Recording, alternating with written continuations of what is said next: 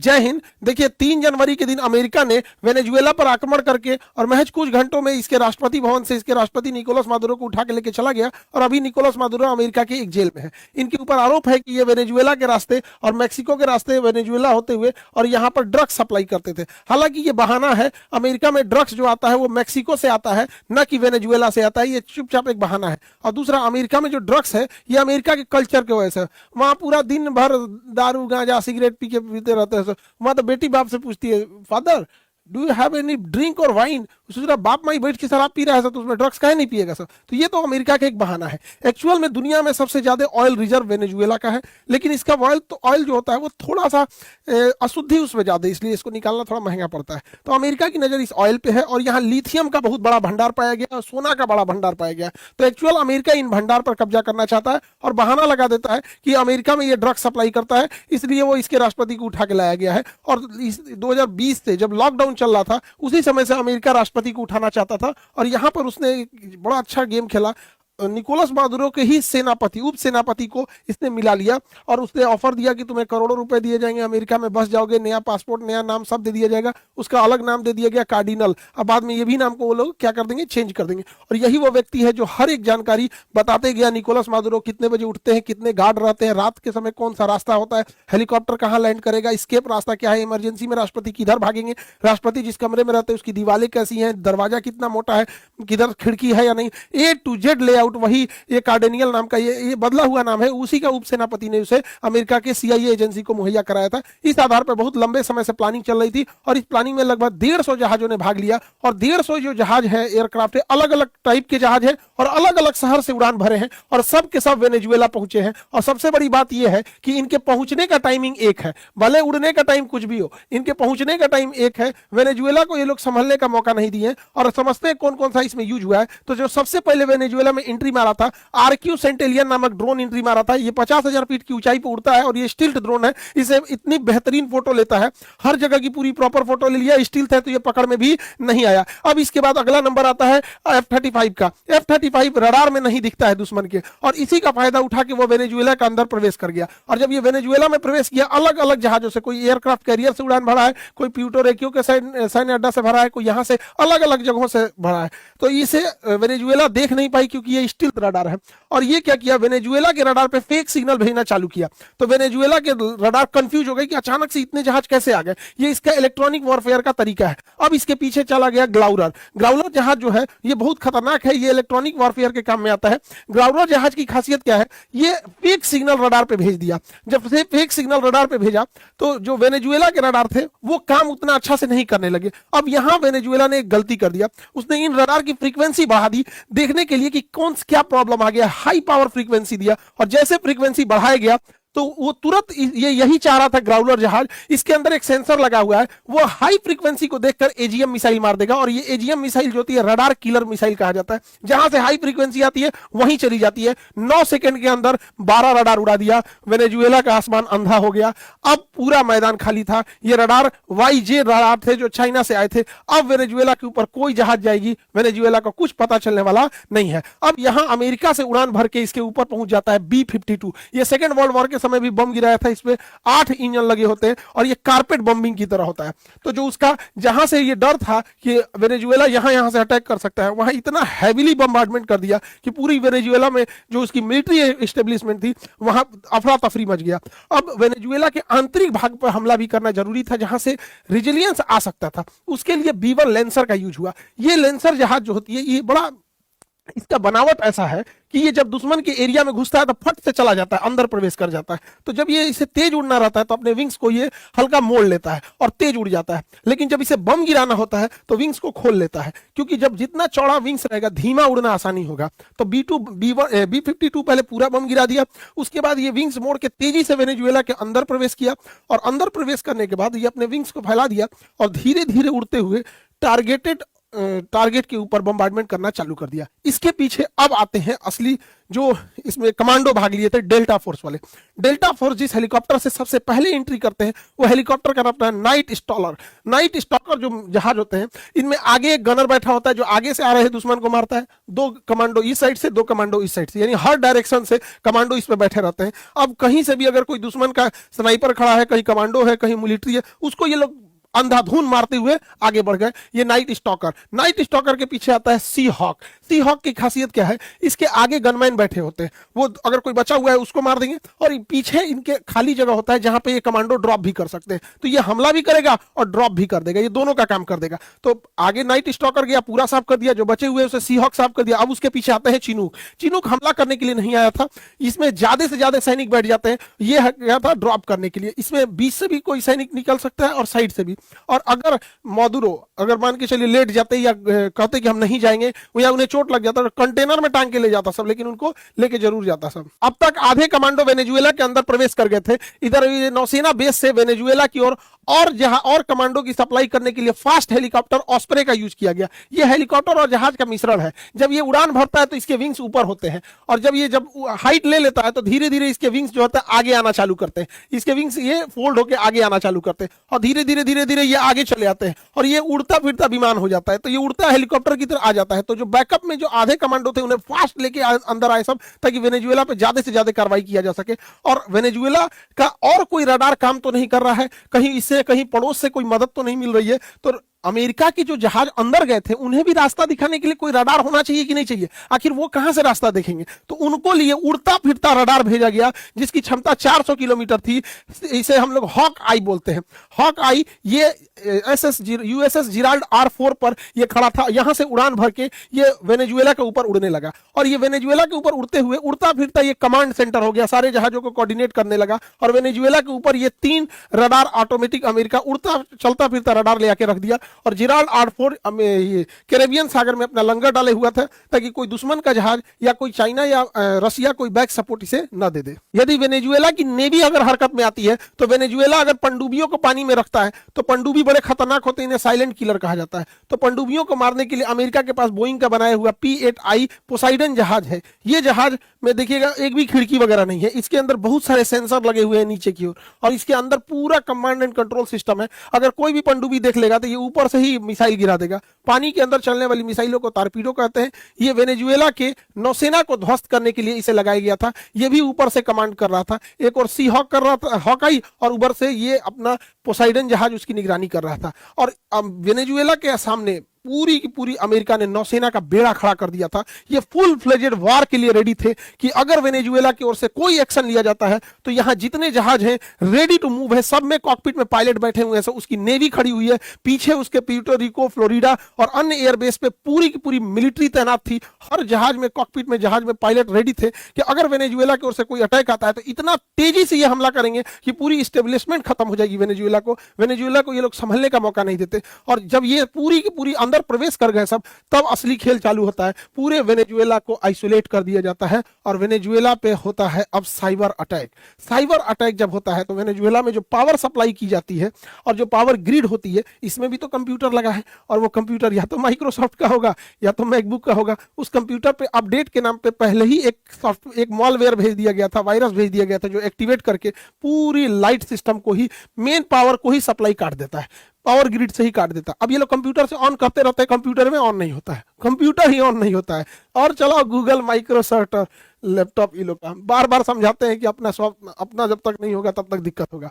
पूरी शहर में, पूरे देश में ब्लैकआउट हो जाता है, पूरा शहर अंधेरा छा जाता है, किसी को पता ही नहीं चलता है क्या होता है। उसके गूगल सैटेलाइट काम करना छोड़ देते हैं, जीपीएस काम करना, वेनेजुएला अमेरिका का ही जीपीएस वेनेजुएला का जीपीएस काम करना बंद कर देता है। जो भी कंप्यूटर माइक्रोसॉफ्ट और गूगल थे उसका डाटा पहले ही ले लिया गया था। उसके command and computer system hang होने लगते हैं, काम नहीं करता है। अचानक से वेनेजुएला के ऊपर एक भी जहाज का रडार का पूरा रडार खाली कर दिया जाता है। ये इतना उसका साइबर कमांड फोर्स इतना एक्टिव था अमेरिका का। जब वेनेजुएला चारों ओर से घिर जाता है तब खेल असली शुरू होता है। चिनूक हेलीकॉप्टर से आए कमांडो बिल्डिंग के छत पर उतरते हैं और इन्हें पता रहता है कि मादुरो जिस मकान में रहेंगे, जिस रूम में रहेंगे, उस पर स्टील की मोटी दीवारें होंगी और उसको तोड़ना बड़ा मुश्किल होगा। इसके लिए ये अपने साथ थर्मल लेंस और ब्लू टॉर्च लेके जाते हैं। ये कितनी भी मोटी सी मोटी स्टील की परत क्यों ना हो, उसे काट के गिरा देते हैं। अब ये पता कैसे चलेगा, इनके पास तो हथियार है काट के गिरा देने के लिए, किस कमरे में मादुरो है ये कैसे पता चलेगा? कमरा तो बंद रहेगा अंदर से। इसके लिए पूरी बिल्डिंग में मादुरो कहां है, इसके लिए इन्होंने ग्राउंड पेनिट्रेटिंग रडार रखा था, वॉल पेनिट्रेटिंग रडार। इस रडार से हम अगर रखते हैं तो उसके अंदर क्या चीज है दिख जाता है। ये तो नॉर्मल भी चीज यूज होती है, जैसे ट्रक में क्या जा रहा है क्या नहीं जा रहा है तो पूरा खोल के पहले यूज होता था, अब तो रडार से ही ऐसे देख लिया जाता है। लेकिन ये उससे हाई पावर होता है और अंदर ये इंफ्रारेड सिग्नल और हीट सिग्नेचर भेज के भी पता कर लेता है कि इस वॉल के अंदर कितने लोग हैं। और जैसे ही वॉल के अंदर देखा गया कि 2 लोग हैं और कद काठी से पता चल गया कि तो तुरंत दरवाजा तोड़ के अंदर घुस गए और अमेरिकी कमांडो, डेल्टा फोर्स के कमांडो इन्हें उठाकर और यहां से वेनेजुएला से उठाकर और अपने हेलीकॉप्टर में लेकर, और यही अमेरिकी नौसेना का जहाज खड़ा था यूएसएस इवो जीमा, और इसी के ऊपर लैंड किया गया और यहीं से यह फोटो रिलीज की गई थी और पूरी दुनिया को बताया गया कि वेनेजुएला के राष्ट्रपति निकोलस मादुरो को किडनैप करके ले आ जा चुका है और अब वो अमेरिकी नौसेना के एक जहाज पे है। यहां से इन्हें प्यूर्टो रिको के भेजा गया हेलीकॉप्टर से, फिर यहां से ये फ्लोरिडा है और यहां अभी न्यूयॉर्क में पहुंचे हैं। इनके ऊपर मुकदमा चलाया जा रहा है। एक छोटी सी जेल की सेल मिली है, इसी के अंदर बाथरूम है। एक राष्ट्रपति का ये हाल कर दिया है अमेरिका, पूरी दुनिया को अमेरिका ने दिखा दिया है। अब पूरी दुनिया अमेरिका अपनी नीतियों पे नहीं चल रहा है, अमेरिका ट्रंप की नीति पे चल रहा है। ये दिखाता है कि जब कोई एक तानाशाह पागल होता है तो देश से बड़े अपनी नीतियां बना देता है। अमेरिका के लिए आगे चल के ये बहुत घातक साबित होगा। वेनेजुएला के पास रूस का दिया हुआ S-300 भी एयर डिफेंस था जो काम नहीं आ सका। Actual S-300 missile defence system ये 30 साल पुराना है। ये F-16 जहाजों के लिए कारगर था, लेकिन अमेरिका ने इसमें X-16 जहाज यूज ही नहीं किया। दूसरा, वेनेजुएला के पास रूस से खरीदा हुआ सुखोई 30 जहाज है। ये सुखोई 30 जहाज भारत के पास भी है। अब समस्या क्या आएगा, इन जहाजों को अमेरिका ले जाएगा अपने नेवाडा एयरफोर्स स्टेशन। अब वहां इसको ये उड़ा के देखेगा कि कितने डिग्री एंगल ये नहीं मुड़ सकता है, तो इसके एक्चुअल कहां कहां ड्रॉबैक है। अब अगर सुखोई पर हमला करना होगा तो ये जो जहाज है, जैसे पाकिस्तान F-16 यूज करता है, तो ये अपने जितने भी जानकार हैं जो इसके दोस्त है उसको बता देगा कि अगर इस जहाज को मारना है तो इतना डिग्री नहीं मुड़ सकता है, कितना ऊपर जा सकता है, कितना नहीं जा सकता है, ब्लैक पॉइंट क्या है, और फिर इसका रिवर्स इंजीनियरिंग करके निकालेगा। ये वेनेजुएला के साथ साथ रशिया के लिए भी एक बहुत बड़ा सरदर्द है। हालांकि वेनेजुएला के पास S-300 था जो F-16 को मार गिराता है, इसलिए अमेरिका ने इसे यूज ही नहीं किया। अगर उसके पास S-400 आता तो ये F-35 को भी पकड़ लेता,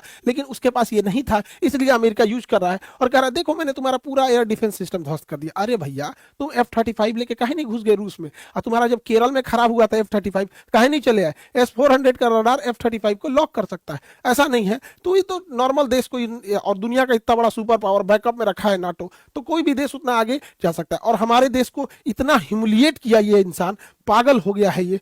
भारत को बड़ा अपशब्द बोला। प्रधानमंत्री हमारे देश की संपत्ति होती है। प्रधानमंत्री को बोलता है ये कि मोदी ने फोन किया, मोदी ने बोला प्लीज मैं आपसे मिलना चाहता हूँ। क्या बदतमीजी है ये बड़ा दुख होता है कि प्रधानमंत्री एक पूरे देश का प्रतिनिधि होता है। एक प्रधानमंत्री की इज्जत पूरे देश की इज्जत होती है। हमें सबको खड़ा रहना चाहिए यहाँ पर। और हम धन्यवाद कहते हैं पहले महाराष्ट्र के लोगों को कि यहाँ जो टेस्ला का पहला कारखाना मिला था, आप लोग को इंडिया की गाड़ियां खरीदी यहाँ पे। ऐसे अमेरिकन वाले प्रोडक्ट्स को यूज करेंगे, ये अल्टीमेटली हम लोग के लिए भी बड़ा सरदर्द बनेंगे। हमको लगता है कि उतना सक्सेस नहीं हुआ महाराष्ट्र में जो टेस्ला खुला था। हमें अपने प्रोडक्ट्स में होना चाहिए। और ये लोग देखिए, हमारे भारत के लोग इन्हें मोटिवेशन मानते हैं। इनकी हिम्मत नहीं हुई थी, ये करोड़ों कमाने वाले लोग, इनकी हिम्मत नहीं हुई थी कि ऑपरेशन सिंदूर पे एक शब्द बोल सके। आप बताइए, हम देशवासियों से पूछना चाहते हैं, क्या इनका कर्तव्य नहीं बना कि एक बार ये बोल सके कि जब ये प्रधान डोनाल्ड ट्रंप, ये पेट्रोल पंप हो गया, पेट्रोल पंप यहाँ पे, इसको पेट्रोल चाहिए यहाँ डोनाल्ड ट्रंप से हटके, जब हमारे प्रधानमंत्री का अपमान कर रहा था तो इन लोग की हिम्मत नहीं हुई। एकदम यहाँ पे ईमान धर्म बेच दिया है सब। यहाँ पर ये लोग क्या करेंगे, पैसे के अंधे हो गए।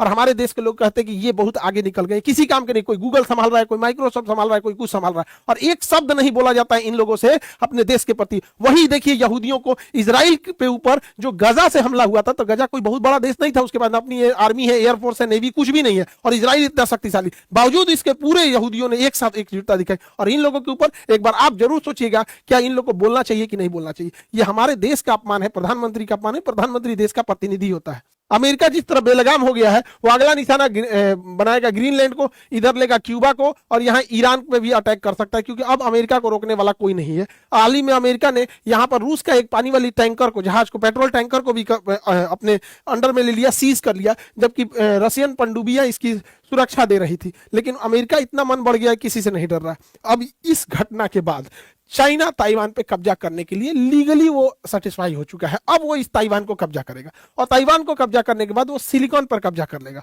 और सिलिकॉन से ही आज पूरी दुनिया की जितने एडवांस चीजें बनती है, चाहे वो किसी भी तरह का पैसेंजर जहाज हो, पनडुब्बी हो, हेलीकॉप्टर हो, स्पेस शटल हो, ड्रोन कैमरा हो, कंप्यूटर हो, लैपटॉप हो, वॉशिंग मशीन हो, कहीं भी हर जगह यूज होता है, तो वो होता है सेमीकंडक्टर।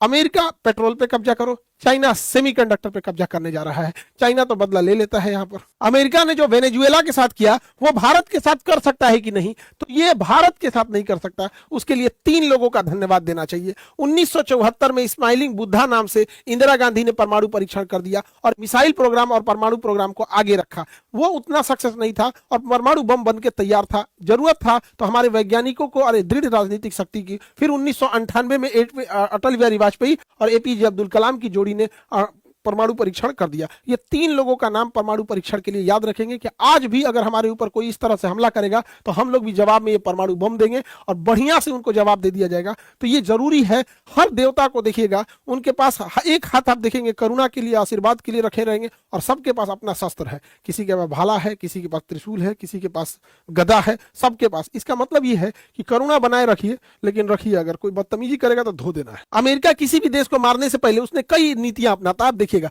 सबसे पहले उस देश का व्यापार खत्म करने के लिए उस पर टैरिफ लगाता है, फिर ट्रेड वार कर देता है, उसके पार्ट्स को मुहैया कराने से रोक देता है, उसकी जीडीपी को गिरा देता है, उसके किसी इंसान, पॉलिटिशियन या बिजनेसमैन पर सैंक्शन लगा देता है कि आप आ जा नहीं सकते हैं, उसके किसी प्रोडक्ट पर एम्बार्गो लगा देता है कि आप इस प्रोडक्ट को नहीं बेच सकते। जैसे इसने अभी वेनेजुएला पे ऑयल एम्बार्गो लगा दिया यहाँ पर। इस वजह से महंगाई बढ़ जाती है, इन्फ्लेशन बढ़ जाता है। और अमेरिका के पास सोशल मीडिया की ताकत है। इस सोशल मीडिया की ताकत से उसी देश की जनता को वो उग्र कर देता है, विपक्ष के नेता को नोबेल पुरस्कार दे देता है, और इसकी मदद से वो अंतर में ही गृह युद्ध का एक माहौल बना देता है। फिर यूएन में कहता है कि वहां लोकतंत्र खतरे में है, और खुद क्या करेगा, उस देश को चारों ओर से घेर लेगा, नौसेना से, चारों ओर से, एयरफोर्स से, और अचानक एक दिन समय देख के हमला कर देगा। यही चाइना हमेशा से करते आया है। चाहे वो 2006 में सद्दाम हुसैन को भी ऐसे ही घेरा था, 2011 में गद्दाफी को, 24 में बशर अल असद को, सबने यही किया था कि डॉलर का पैसा इन्होंने पेट्रोल का पैसा डॉलर में न लेके रीजनल करेंसी में लेने का प्रयास किया था। इन लोगों को आज तक नहीं समझ में आता है कि चाइना, अमेरिका पिछले 3-4 साल से घेर के इकोनॉमी गिरा देता है।